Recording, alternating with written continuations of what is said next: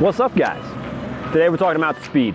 Wildly important part of the game, and as a pro, we work on our speed every week. These 5 core key components are gonna help you guys, so make sure you take them seriously. Let's get going.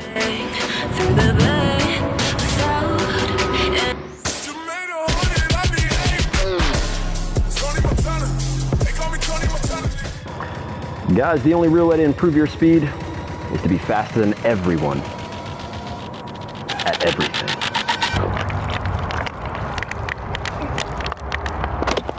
Yeah! You are not a gentleman, sir. Woo! Yep. Ooh! Ah! Ah! Yeah! Oh, he wasn't ready for that.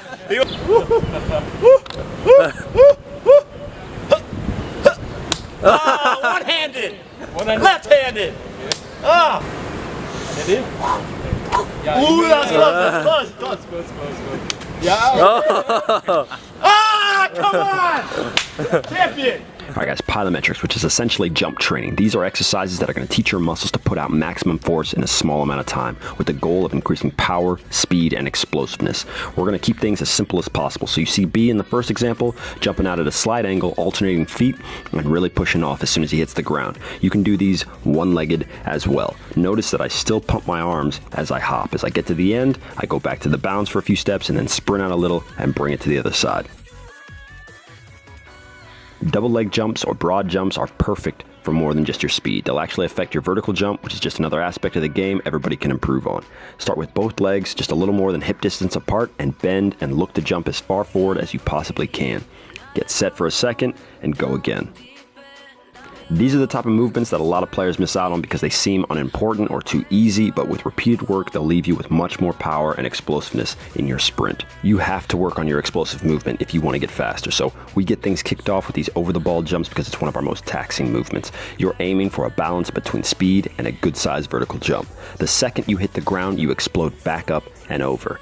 These are an excellent way to work on driving through the ground with your leg in order to truly push off. Stand with both legs pushing the wall and start with one leg up at a 90-degree angle. Drive your standing leg forward and up. Once you've got a good rhythm, you can increase the speed and work on pushing even harder each time.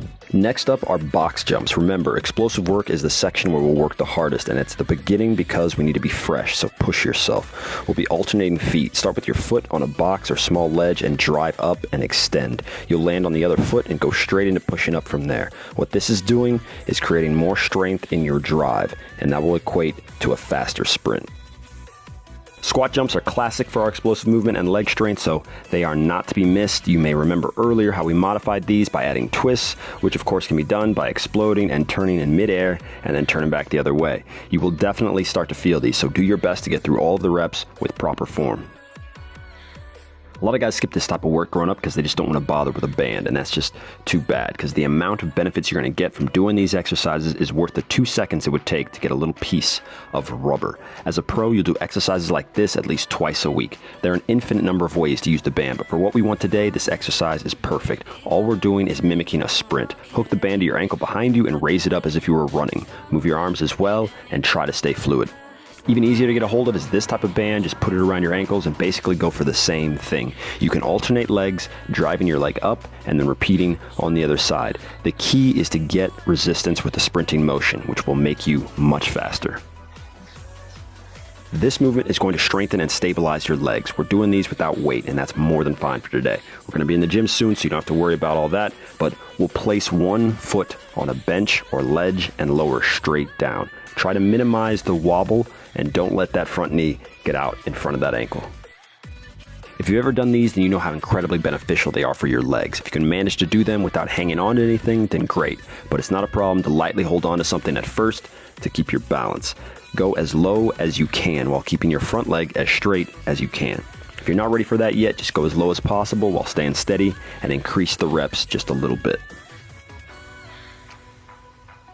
Obviously, You're not going to improve your overall acceleration and speed unless you push yourself. So to close everything off, we got a series of sprints, increasing in distance and finishing with a small shuttle run. Football requires massive change of direction movements, so you got to make sure you get those in as well.